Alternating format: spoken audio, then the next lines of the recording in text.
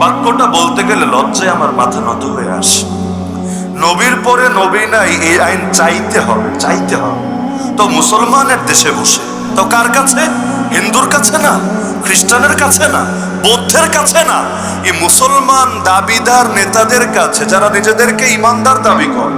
কেউ কেউ নিজেরা তাহাজ্জুদ গুজারও দাবি করে, কেউ কেউ ফজরের পর ইয়াসিন পড়ে এটাও দাবি করে।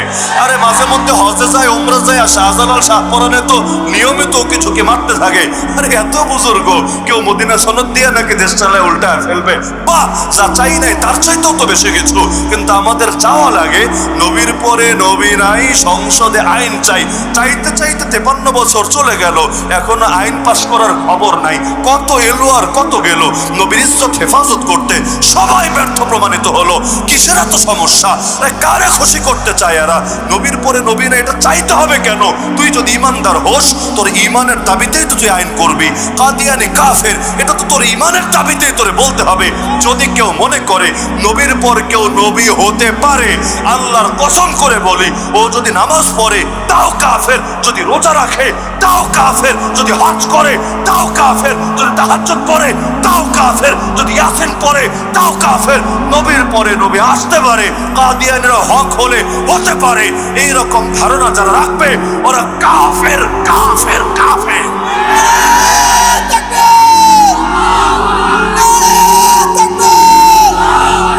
ইসলামের শত্রু, ইসলামের শত্রু।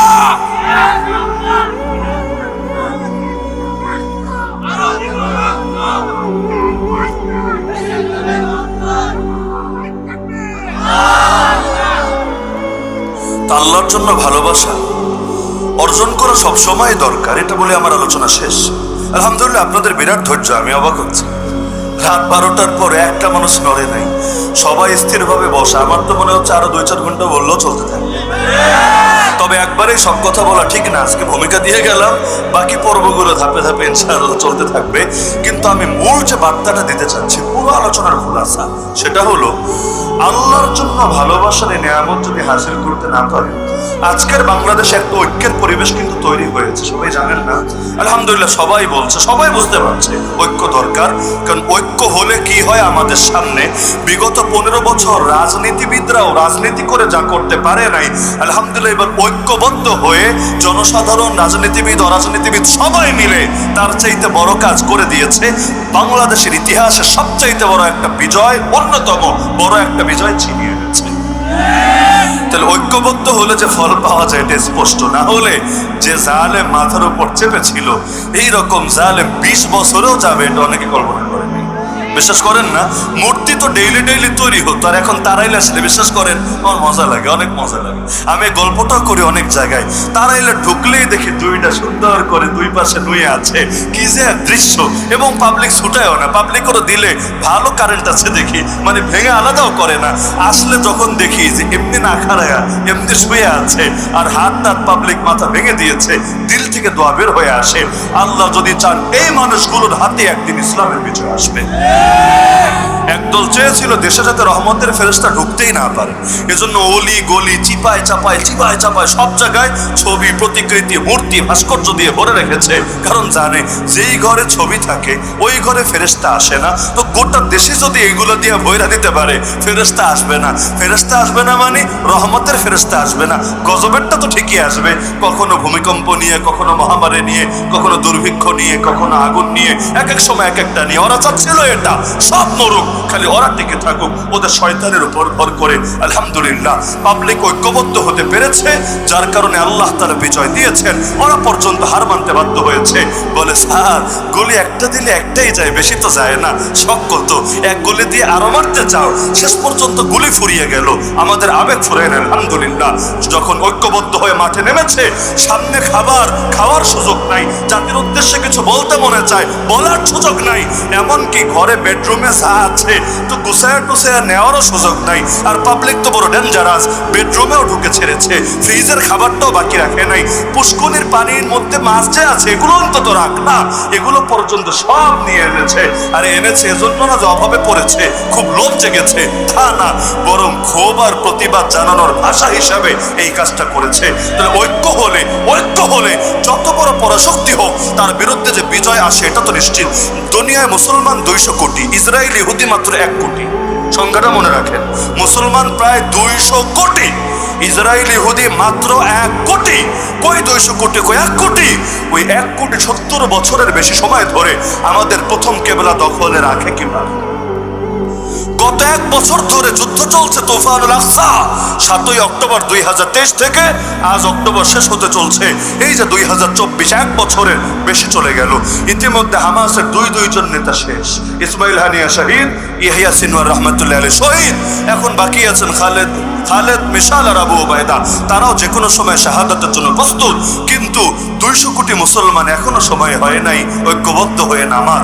অথচ আল আকসা রক্ষা করার দায়িত্ব খালি হামাসের না, আল আকসা রক্ষা করার দায়িত্ব শুধু হাজার মুসলমানের না, শুধু ফিলিস্তিনের না, এই দায়িত্ব আমার, ওই দায়িত্ব আপনার, ওই দায়িত্ব 200 কোটি মানুষের। কিন্তু ঐক্য নাই বলে আমরা কিচ্ছু করতে পারছি না। দুনিয়াব্যাপী যেমন ঐক্য দরকার, দেশের ঐক্যটা আরো আগে দরকার। আলহামদুলিল্লাহ মুসলিম উম্মার মধ্যে, বিশেষ করে ইসলামপন্থী দলের মধ্যে, ওলামায়ে কেরামের মধ্যে দলমত নির্বিশেষে ঐক্যের একটা আওয়াজ উঠেছে না? এটা সফল হবে খালি এই নিয়ামতটাই অর্জন করতে পারলে।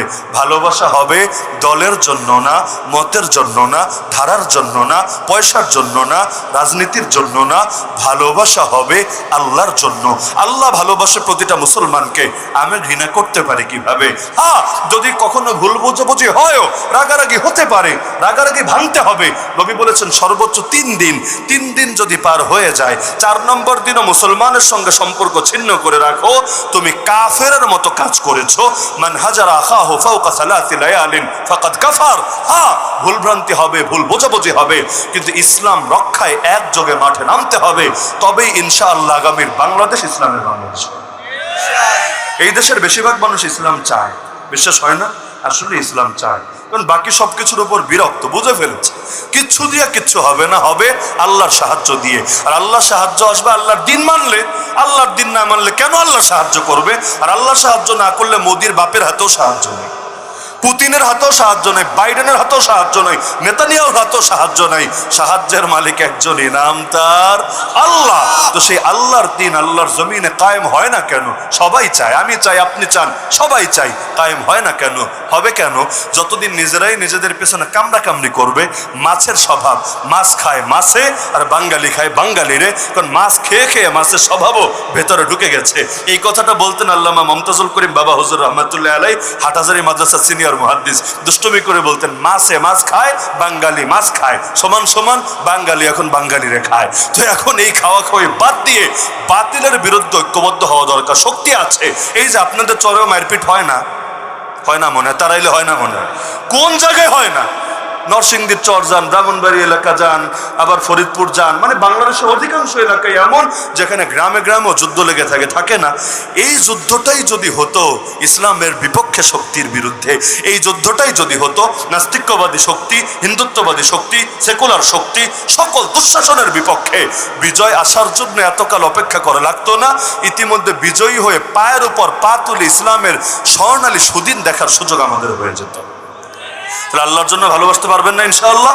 সবাই সবাইকে আল্লাহর জন্য ভালোবাসবেন।